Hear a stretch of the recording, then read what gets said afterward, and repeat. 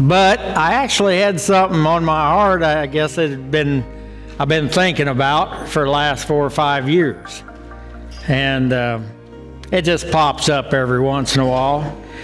And I guess it's something I saw, and I just want to talk to you about it. And that's the best thing about this. You can kind of stretch out and relax a little bit. This is not a big sermon. This is actually, I'm going to just talk to you and tell you a little bit of experiences I've had. And that was allowed too in this. First, I want to tell you how this got onto my heart. You see, one Sunday morning, it's been 4 or 5 years ago, I was watching the weather and they said it was supposed to rain in the afternoon. Well, I was wanting to get a field of corn planted up at Groveland. And I thought, well, if I don't go this morning, Sunday morning, and get it done, then it's going to take off raining. And they said rain for the next few days, and I thought, I want to get that planted. So I took off one Sunday morning. I went up to Groveland to plant that corn. But the thing was, this is what happened to me on the way up there. All the way up there from here to Groveland, which is not very far. You all know how to get to Groveland.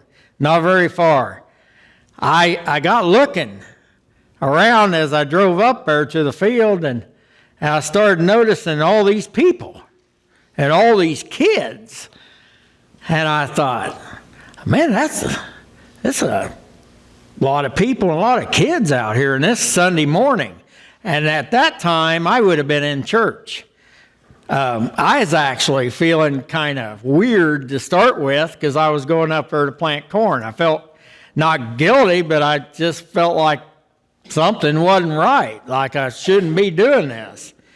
But I kept looking at all these kids and all these people all the way up there, and I noticed some of them, they was mowing their yards.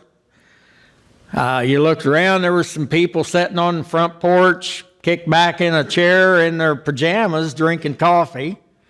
I looked over here, and there's kids playing out in the yard and riding their bikes down the street.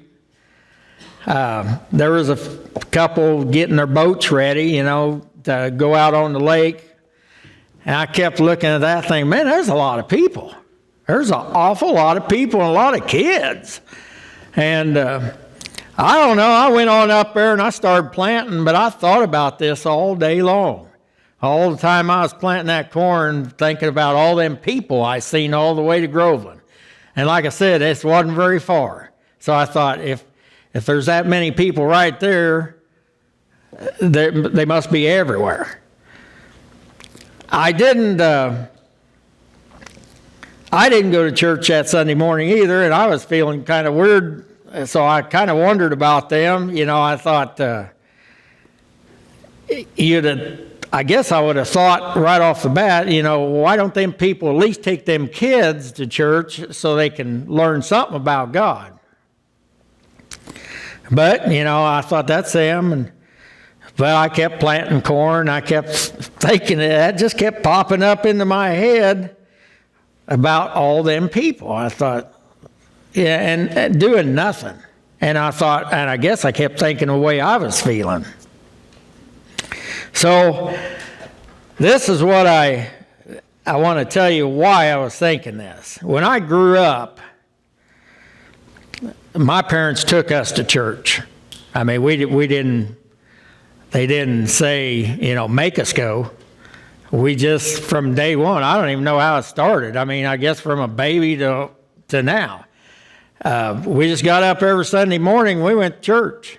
It was no different to me than actually going to school. I mean, you get up and you go to school, when school's in, and you don't think about it when you're a kid. It's like, well, that's what I'm supposed to do. Well, going to church every Sunday was something that I thought that's just what everybody did. You're supposed to do it because I started from the beginning. So I didn't know there was a choice. I didn't know exactly why I went all the time, but as a kid, I didn't question any of it.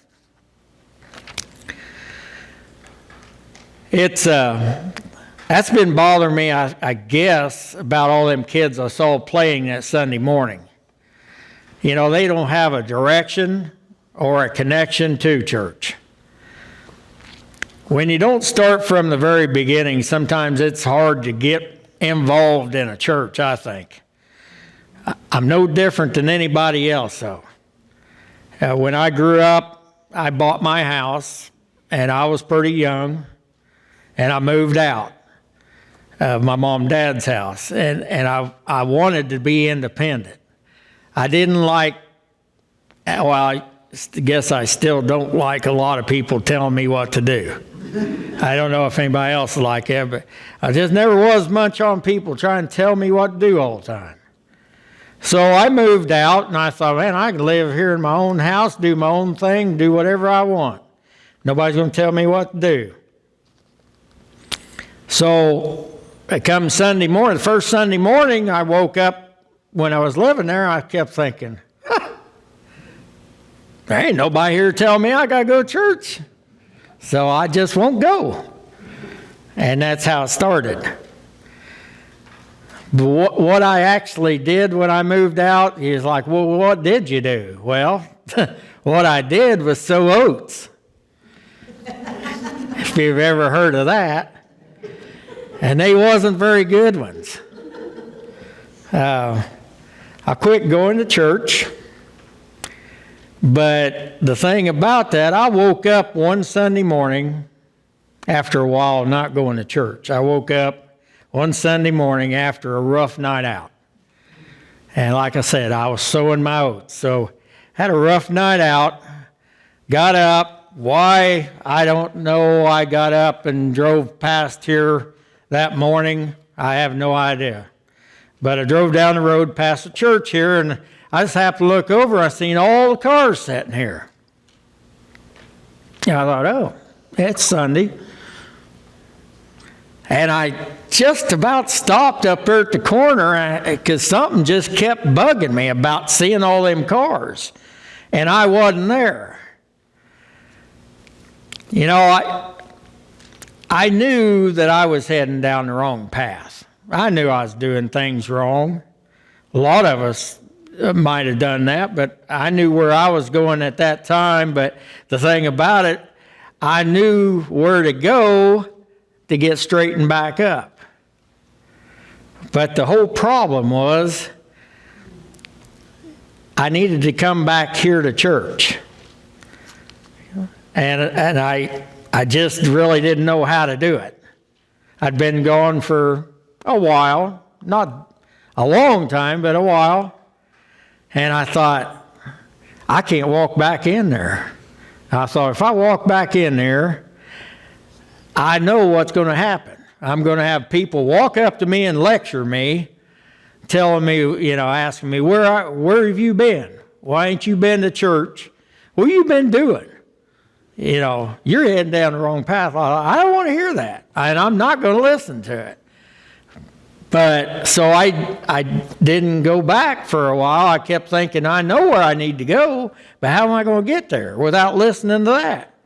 So I had to build up enough courage, I guess you'd call it, to walk back in here.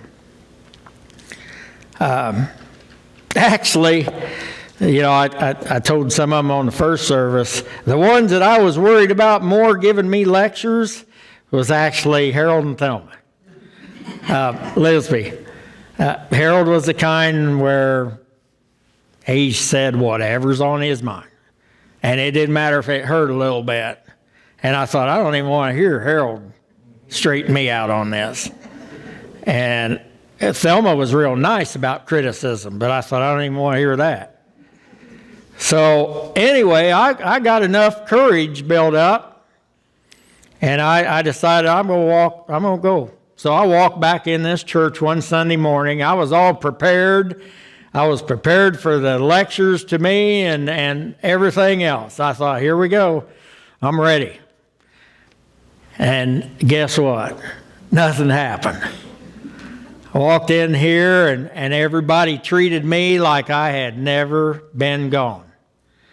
They actually treated me no different than my immediate family, my mom and dad. my mom and dad knew what I was doing and the things I was doing wrong, but they never harped at me. They gave me my space, I guess, to find out that I was doing the wrong things. And so did this church. Gave me the same leadway. And I think at the end of that, I think they was just kind of all glad that I made the right decision to come back. I think that was the whole thing about it. You see, I had to come back here because I was going in the wrong direction. I was doing things wrong. And I still needed guidance, I still needed training, and I still needed support. And support's one of your biggest things that you get in church, I think. Help me out. I needed all that stuff to make it through my life. When I got out on my own, I found out it was a little tougher than I thought, and there was a whole lot of opportunities out there to get yourself into trouble.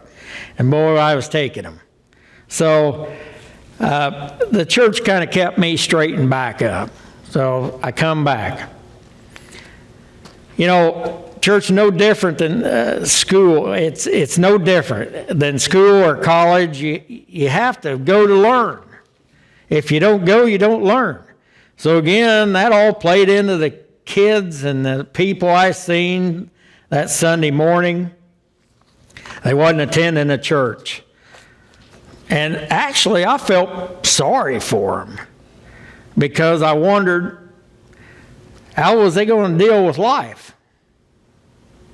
And, you know, when you're planting corn, you get a lot of thinking time. So I was thinking about this. I thought, how are they going to deal with life without any guidance from a church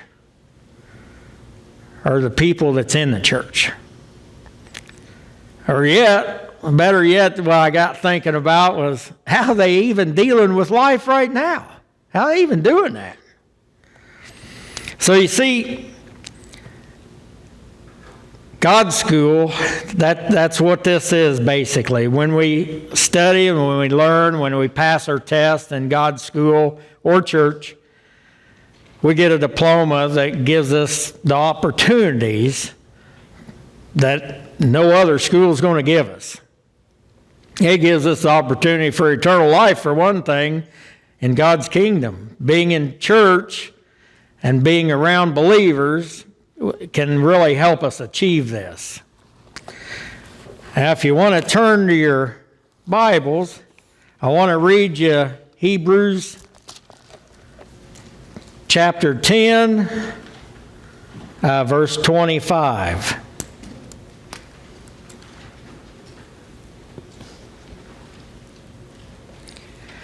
It says, "Let us not give up meeting together, as some are in the habit of doing, but let us encourage one another, and all the more as you see the day approaching." Meeting together, that makes us stronger, I think. We get questions answered. We encourage one another, and we should be there for anyone that needs us, anybody that needs help. Now let's read another one here, and that'd be Luke 4. I said 16, but we're going to start at 14. So let me read that to you. Jesus returned to Galilee in the power of the Spirit, and the news about him spread through the whole countryside. He taught in his synagogues, and everyone praised him. He went to Nazareth, where he had been brought up, and on the Sabbath day he went into the synagogue, as was his custom. That was the biggest one. As his custom. And he stood up and read. You know, if Jesus made it a priority to meet together with other believers, shouldn't we as his followers do so also? I mean, shouldn't we do the same thing? It was actually Jesus' custom, his regular practice to go to church. He made it a priority. So we're actually supposed to be a lot like Jesus. That's what it says, aren't we? I've got one more verse I want to read you here, and it's in Romans. And it's Romans 12, verses 5 and 6. It reads, "So in Christ, we who are many form one body, and each member belongs to all the others. We have different gifts according to the grace given us." And what I use them scriptures for, I'm not really talking a lot about them, but what I used them for is letting you know that it's all through the Bible that we need to be going to church. We need to gather together. We need to become a unity in God's name. And you know what? Something I forgot to do. Start this off with prayer. And you know what? Now I understand Steve Anderson. Steve's done this 2 or 3 times, and I thought, well, you're already started preaching, and now you're going back and starting with a prayer. You know what? Bow your heads, because I messed up here. Our dear Heavenly Father, the first thing I want to do is welcome you in here today. I want to thank you for being here. I want to thank you for watching over me. I want to thank you for reminding us that we need to start everything with prayer, Lord. Please be with us. Let somebody give something out of this message and understand it. You can work through me and see. I'm sure somebody will understand something. So, Lord, just be with us today and guide us and direct us through our lives, and let us try to do better every day. I pray all this in Jesus Christ's name. Amen. Yep, that's kind of messed up there. But I got a story here. And everybody probably figured that I was going to have one. I got actually a couple of them. But I got one here, and this happened in church. I heard Pastor Kevin do a sermon one Sunday. It's been a good while back. He told about how to get to heaven. Well, I'm sure everybody at one time wanted to know how to get to heaven. So anyway, it was a good sermon, and I had a habit, and Mitch, my buddy, and he's here today, we always had a habit of, if we heard a good sermon or we liked something at work, we'd talk about it usually on Mondays or whatever, kind of go over it. Well, I liked this sermon that Kevin did. So we was standing there at work talking about this sermon, how to get to heaven. And a friend of ours rolls up on the forklift, which is Andy. And Andy, he was listening to us and how to get to heaven. And Andy didn't go to church or anything. And all of a sudden, he just kind of looked at us and he said, "Well, I'm going to heaven." I got laughing. I said, "What?" He said, "Well, I heard you guys talking about going to heaven and how you're going to get to heaven." He said, "I'm going to heaven." I said, "What makes you think you're going to heaven?" And what he said just hit me, because it was exactly what Kevin said in his sermon that people said. And I thought, I don't believe that. That was the only thing in the sermon I really didn't believe, but it actually hit me right in the face that people do think this way. Because Andy looked at me and he said, I said, "Well, why you think you're going to heaven?" He said, "Well, I'm a nice guy. I do good things for people. I help people out." I said, "That's how you think you're getting to heaven?" He said, "Yeah, I'm a nice guy." I said, "Well, listen here, pal." I said, "You're going straight to hell." Which actually wasn't probably the right thing to say. And actually, Mitch looked at me like, "What'd you say to him?" That was when it come out of my mouth before I could stop it. I didn't plan on saying nothing. I've never said that. But he goes, "What'd you say to me?" I said, "You're going straight to hell. If that's the way you're thinking," I said, "you're going straight to hell." And I said, "You want me to tell you how to get to heaven?" I said, "If you'd have come Sunday to church, you'd have learned this." But I said, "I'll tell you." So I basically told him about Kevin's sermon. So that's just something I learned here in church. If I wasn't here at church, I couldn't have helped him out. So, but I found out a lot of people actually thought that way about getting to heaven. And I had this other scripture here, and I got thinking about it after that story. It says, "For where 2 or 3 come together in my name, there am I with them." Well, guess what? We was having church that day at work because there was Mitch, Andy, and me, and we was talking about God, and God was right there. And I'm not sure if God ain't the one that threw that into my mouth and out, like, go ahead and tell him that, because he's not going to get it unless you smack him in the face. So, I don't want to blame that on God, but I couldn't believe I said it to him. But anyway, that's what happened on that story. Being absent in church, though, you don't have the answers to why people don't come. I mean, the only way that I'd ever know why people don't come is go around and ask every single person. Why? You can't do that. But I've gave you a lot of reasons why I come to church and why I attend, and other people. But I got a few reasons why people don't come to church, and I want to go through them. And the first thing you hear a lot of, if you really think about it, a lot of people, the first thing they're going to tell you is they'll talk about tithing.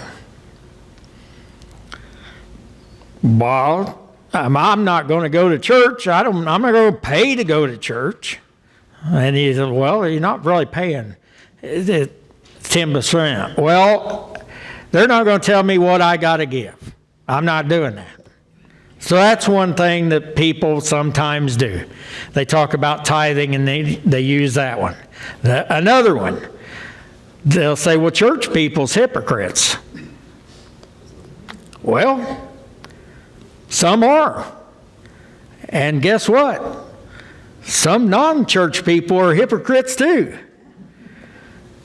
But I thought about that, because now if them people would have just been here a couple weeks ago, they would have heard Pastor Kevin's sermon on the hypocrites. And maybe they would have learned a little bit there. There's another one. Be in church, you might learn something. And then I heard another one, and this one was kind of funny one. Some people say, well, some of the messages that the preachers give, they're worthless. And this one actually may fall into that. And some of them are. And I'm not going to lie, I don't want to hurt anybody's feelings or anything, but I've actually left here a few times scratching my head. We get home, I looked at Vicky, it's like, what was they talking about? I don't know. So, I'm not the only one in here. If everybody thinks, really? Well, I'm not the only one. I know everybody doesn't get a sermon every week, because it doesn't happen every week that it's going to hit you. Not every sermon will hit you. And I guess that's what I wanted to tell you about. How many times have you ever tried something new? And you just try it one time, and it's not really that good, so you never do it again. Well, the thing is, you can't judge something like that. You've got to do it a few more times than just once. And the thing is, you come and say you're a new person here today, and all of a sudden you're thinking, is that what I'm going to get at church? Me? Well, guess what? We got other ones, and I'm just one of the elders. So you're going to hear a lot of different preaching up here, and we all preach different. And you may get a good one, and you may get a bad one. You may get a good one, you may get a bad one. You never know. But you got to come more than once to find out. Can't judge anything just once. I've heard about people nosing into church people nosing into my business. And why I put that one down was a friend of mine started attending a big church up in Indianapolis. He thought it was really cool because the music was good. The entertainment was wonderful. And he'd went for a while, and he said, I said, you ain't going no more? He said, you ain't going to believe this. They said, are you going to continue coming? He said, well, I'd kind of like to, but so I'm thinking about it. And they said, well, here. They handed him these papers. And he said, what's that? He said, well, you can fill them out. Bring them back next Sunday. He said, man, they was like loan papers. He said they wanted to know my financial status and everything. And I thought, forget that. Which there's a fault to me, I think, a fault of a church. That's none of the church business. Person in that church that comes is coming for one reason, and we as a church ought to be able to help them and meet their needs. We don't, as far as the money, that's their business. We don't need that. It's like, that's not what we're about. But the thing about this, these are all excuses if you think about it. They're all excuses. They're pretty lame excuses, really, if you think about it. And what it boils down to is they're just excuses. It's just something that I can say that gets me out of maybe going to church. But the best one I like, and there's a story coming right behind this one, and it's my last one. But the one I like the best that I've heard people use is Sunday is my day off. Sunday's my day off. Well, why I brought that up, and I couldn't help from putting this story in here. Vicky and me went down to little Nashville, stayed one night, and there was a sermon on that morning. She was taking a shower. I was sitting there watching that sermon, and I thought it was Charles Stanley. And you all heard Charles Stanley. Oh, I was getting ready to flip it and turn something else on. And the more I listened to him, I thought, I kind of like this sermon. I think it's pretty good. And I'm going to break his sermon down real quick and tell you the whole gist of this story and how it kind of fits with this. Charles Stanley was talking about this man and woman that had this house, just a nice little house, and he had a job. It wasn't a very good paying job, and they attended church regularly. And it was tough, scraping by all the time, so he'd been trying to get a new job. Well, guess what? He finally landed a good job, a real good job, making really good money. And so he was at his new job, making big money, and still going to church. And they noticed their bank account was going up, and they were thinking, wow, we're getting a lot of money here. We ought to do something with that money.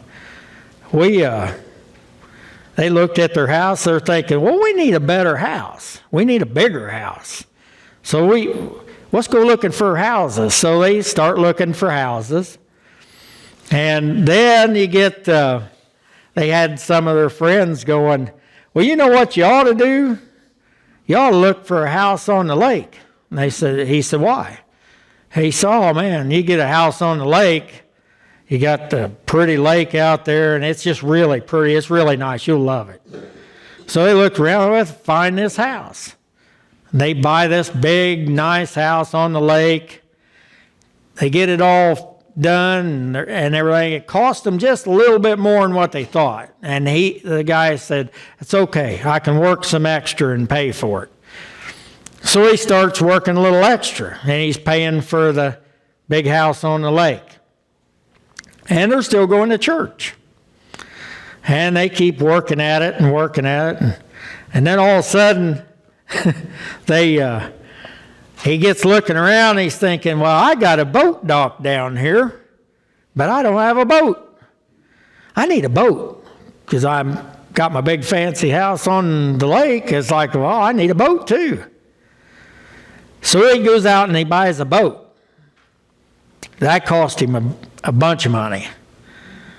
But he thought, that's okay, I can pay for it. So he said, I can work Saturdays. So he starts working Monday through Saturday, paying for his big house on the lake and his new boat. And the boat sets a lot. He's sitting there looking at it one day on a Sunday morning, and he said, let's go boating. It's real nice. So everybody gets in the boat. Well, next thing you know, that's what Sunday turns into. And he said, well, I'm paying for all this stuff. I'm working Monday through Saturday.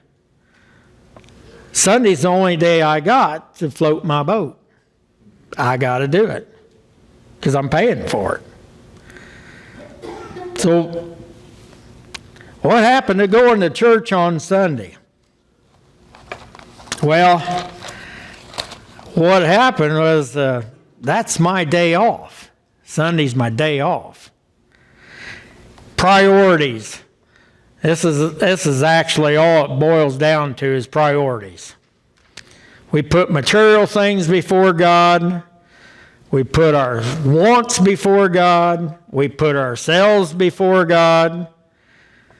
Sunday's my day off. Last thing I just want you to think about, and this just is kind of a comical little thing, and it's like, what if? Just think about it. Just about everyone in our lives have had a problem in our life. We've had deaths. It could be parents, brothers, sisters, anybody. You could have financial problem. You could have anything. But we have a life-changing problem. Everybody goes through a life-changing problem in their life eventually. And we've seen them. Maybe people hit a point when they hit that, say they don't do it at church, it's like, oh, I don't know, I'm trying to fix this. I'm trying to make this better, but they don't know what to do. They've tried it all. They've tried to fix it on their own, and it's like it's just not working. So guess what they do? And I've actually experienced this at work. I've got some friends that, a lot of them that didn't go to church, and they've had some life-shaking problems happen, and all of a sudden at the end, it's like they bring up God. It's like, and you can't help from looking at them like, wow, where'd that come from? But they remember God at the very end, last resort. They're thinking, I can't fix it. So let's try God. Let's see if this works. What if, now think about this, what if they prayed to God to fix whatever the problem was that they was having, and God actually spoke to them, saying, sorry, can't help you right now, this is my day off. Well, I mean, think that might think them about their priorities. I mean, that's never going to happen because God's priority is us. And we're a full-time job for God right now. Priority, it comes down to that. We need to make God's church a priority in our life. It's a necessity in our life to finish our race in life the right way. And I guarantee you it will pay off. Church gives you the answers and the guidance and the encouragement to do it. It's just like my dad always said, especially the last few years of his life, he'd tell you the same thing over and over and over and over. Every day he'd tell you. And I found out the reason, and that's what the reason was. He'd always tell you, I just want to do it right. And that's all he always said, I just want to do it right. So that's my message to you today. As we get ready to go into offering, I've got one more thing. And you guys may not like this. I want everybody to look in front of them in the seat and see if there's a pen there. Ink pen. Has everybody got a pen? If everybody's got a pen, I'll tell you what, if somebody doesn't have an ink pen, raise their hand. Because I got ink pens up here. But I'll tell you what I'm doing, and I thought about this, and the reason I'm doing this is because I'm uncomfortable being up here, and I could have made you all uncomfortable, or not all of you, about 6 of you. I was going to pick out 6 people out here and make you come up here and tell me why you go to church. And I thought, I better not do that, because that makes people uncomfortable. I guess I kind of chose to be uncomfortable. But I thought, you know what? I can do this a different way. And I told Pastor Kevin what I wanted to do, and he told me good luck. But I want this done today. He said a lot of people on their next step card, he said a lot of people don't check the boxes or anything. And the little boxes on the back usually are a challenge. Something challenge you. And as long as we're being truthful, I don't check them all the time either. I don't even put it in there sometimes. I look at them and I keep them, but I decided that I didn't want nobody checking boxes today. What I'm going to have you do, since I got up here and I'm uncomfortable and I'd done this, I thought at least you guys could do for me is in one sentence, a real short sentence. It doesn't have to be long or anything. I want you to write on this next step card right here. I want you to take your pens and I want you to write, why do I come to church? Why do you come to church? And you can do it in a sentence, just one real simple sentence. And you all can start writing right now, because I'm going to keep talking. But I want you to write, and everybody's got to write something today. Everybody here has a pen, they have a next step card, and everybody has to do it today because I'm asking you to. And it's like I said something to Vicki, and she goes, I don't know about that. And I said, I don't care what you write. I don't want you to write something that sounds good. I want to grow. If that's it, fine. But what I told Vicki was like, if the only reason you come to church is because Kevin goes here, me, write that. Write it down. If that's why you come to church, that's what I want you to write. I just want you to write why you come to church. And the reason why I want this wrote down and It's because when I work on machinery or anything, farm equipment, a lot of times if something breaks, there's a reason why it breaks. You got to go back to the beginning, because most of the time it's something in front of it that made that part break. So if you put that part on, chances are it's probably going to break again. So you need to go back to the beginning always to see. Most of the time in church, and every church, we all talk about, how do we get people to come to church? I guarantee you go to any church anywhere, and that's their biggest thing. How do we get people here? How do we get people to come to church? Well, see, that's where the parts broke. So I decided we need to go back to the beginning, and we need to look at the people that's here today, and it's like, so why are you even coming? Why are you here now? And then work off of that. Let's see why people even come to church. Let's see why any of you go to church. And it doesn't have to be here. I mean, it's like, why do you go to church?